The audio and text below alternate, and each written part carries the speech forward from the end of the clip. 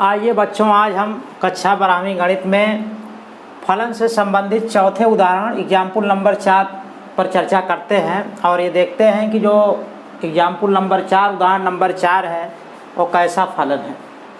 तो देखें, जो चौथा हमारा उदाहरण है इसमें लिखा जा रहा है कि सिद्ध कीजिए कि f(x) बराबर 2x द्वारा दिया गया फलन f सच दैट R2R एकाएकी तथा आच्छादक है। देखिए बच्चों, ये उदाहरण नंबर 3 जैसा है, बस अंतर क्या है कि जो फलन हमारा उसमें था n टू n में था, यानी कि प्रांत जो था वो नेचुरल नंबर था, और जो सह प्रांत था वो भी क्या है, नेचुरल नंबर था। लेकिन इसमें अंतर क्या है कि जो हमारा प्रांत है वो क्या है, रियल नंबर है। यहाँ प्रांत हमारा रियल नंबर है और जो सह प्रांत है वो भी रियल नंबर है, यानी कि इमेज जो बन रहा है रियल नंबर से रियल नंबर में बन रहा है।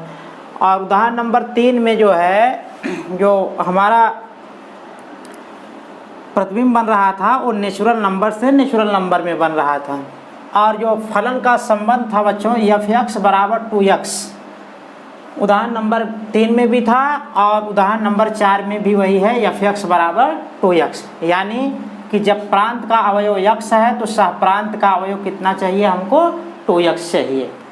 तो बच्चों, आपको बताया गया था कि एकाएकी सिद्ध करने के लिए आप प्रांत के दो अवयव x1 और x2 को लें, और फिर जब फलन का मान मिल जाएगा तो हम दोनों को बराबर करके और हम जब x1 बराबर x2 सिद्ध कर ले जाएंगे तो कहेंगे फलन हमारा क्या है, एकाएकी है। तो देखिए बच्चों, यहाँ हमारा क्या है, f(x) बराबर 2x। आप मान लेते हैं प्रांत का एक अवयव x1 है, तो हमको जो फलन की वैल्यू मिलेगी, यानी कि जो सह प्रांत का अवयव मिलेगा वो कितना हो जाएगा, 2x1। उसी तरह जब दूसरा अवयव प्रांत का x2 लेंगे तो सह प्रांत का अवयव कितना मिलेगा, 2x2 मिलेगा। अब दोनों को अगर हम बराबर कर दें, f(x1) बराबर f(x2) और देखें कि क्या x1 और x2 बराबर आते हैं। अगर बराबर आ गए तो फलन हमारा क्या हो जाएगा, एकाएकी हो जाएगा। तो देखिए बच्चों, यहाँ f(x1) बराबर कितना हो जाएगा, 2x1 इस संबंध के हिसाब से, और f(x2) बराबर कितना हो जाएगा, 2x2। अब एकाएकी सिद्ध करने के लिए हमने बताया है कि f(x1) बराबर f(x2) करें, यानी कि दोनों की वैल्यू एक मानने के बाद क्या देखें कि x1 और x2 आपस में बराबर आते हैं। तो देखिए बच्चों, f(x1) बराबर f(x2) करने के बाद f(x1) की जगह पर कितना हो जाएगा, 2x1, और f(x2) की जगह पर कितना हो गया, 2x2। 2 कैंसिल हो जाएगा, x1 बराबर x2। तो देख रहे हैं बच्चों, जब हम दोनों फलन की वैल्यू 1 करते हैं तो उस समय हमको x1 बराबर x2 मिल रहा है, इसलिए हमारा फलन क्या हो जाएगा, एकाएकी हो जाएगा। अब बच्चों देखें, आच्छादक कैसे सिद्ध करेंगे।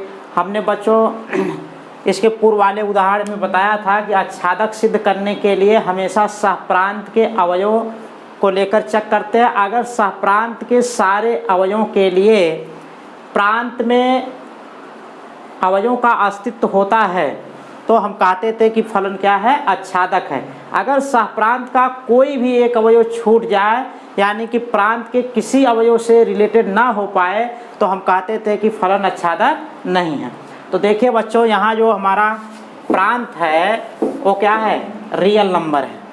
प्रांत, ये प्रांत जो है क्या है, रियल नंबर का सेट है, और जो सह प्रांत है, सह प्रांत है वो भी रियल नंबर का सेट है। तो देखिए बच्चों, आप जानते हैं कि रियल नंबर क्या होता है, इसमें आपका प्राकृतिक संख्या, पूर्ण संख्या, पूर्णांक और जो है परिमेय संख्याएं, अपरिमेय संख्याएं, यानी कि सारी संख्याएं सम्मिलित होती हैं। तो बच्चों, प्राकृतिक संख्याओं का सेट लिखना संभव नहीं है, क्योंकि बच्चों दो परिमेय संख्याओं के बीच अनंत परिमेय संख्याएं होती हैं। तो आप बच्चों ये मान सकते हैं, जब देखिए बच्चों सह प्रांत का हम कोई भी रियल नंबर उठाएंगे, प्रांत में अवश्य कोई ना कोई रियल नंबर मिलेगा, क्योंकि बच्चों रियल नंबर कि संख्या जो रियल नंबर का सेट होगा उसमें अनंत संख्याएं होती हैं, कोई ऐसी संख्या नहीं छूटेगी जो रियल नंबर में ना आता हो। यानी कि जितना भी आप कल्पना करेंगे, जितनी संख्याओं की कल्पना करेंगे, केवल इमेजिनरी संख्या को छोड़ दीजिए, यानी कि जो काल्पनिक संख्याएं हैं उनको बाहर कर दीजिए, उसके अलावा जितनी भी संख्याएं होंगी वो सब क्या है, रियल नंबर में आएंगी। यानी कि आप सहप्रांत का कोई रियल नंबर उठाएंगे, कि सहप्रांत का आप कोई भी रियल नंबर लेंगे तो प्रांत में रियल नंबर का अस्तित्व होगा, यानी कि इमेज बनेगा। जैसे बच्चों अगर मान लेते हैं हम कि y बराबर 1 ले लें, तो x की वैल्यू हमको कितना लेना है बच्चों, x बराबर y/2। तो x बराबर y/2 करने के बाद हमको मिलेगा कितना, 1/2।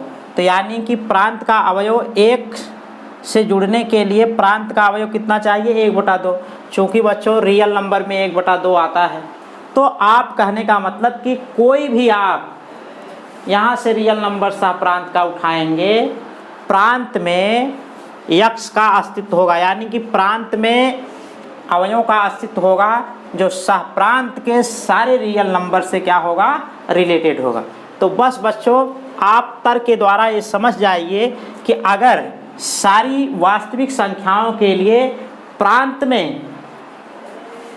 में अवयवों का अस्तित्व है तो कह देंगे कि हमारा फलन क्या है, आच्छादक है। अगर आपको कहीं भी ये समझ में आए कि हाँ इस संख्या के लिए नहीं मिल रहा है प्रांत में अवयव, तो आप कह दीजिए कि फलन आच्छादक नहीं है। लेकिन हमने विश्लेषण करने के बाद देखा कि सारी रियल नंबर के लिए, जो सहप्रांत में सारे रियल नंबर हैं उनके लिए प्रांत में अवयवों का अस्तित्व है, इसलिए फलन क्या होगा, आच्छादक होगा।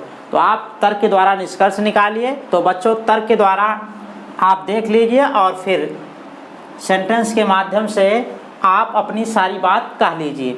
देखें यहाँ हमने जब निष्कर्ष निकाला बच्चों, तो हमने ये पाया कि जितने भी रियल नंबर थे इसमें सारे रियल नंबर के लिए प्रांत में अवयवों का अस्तित्व है, इसलिए फलन क्या है, आच्छादक।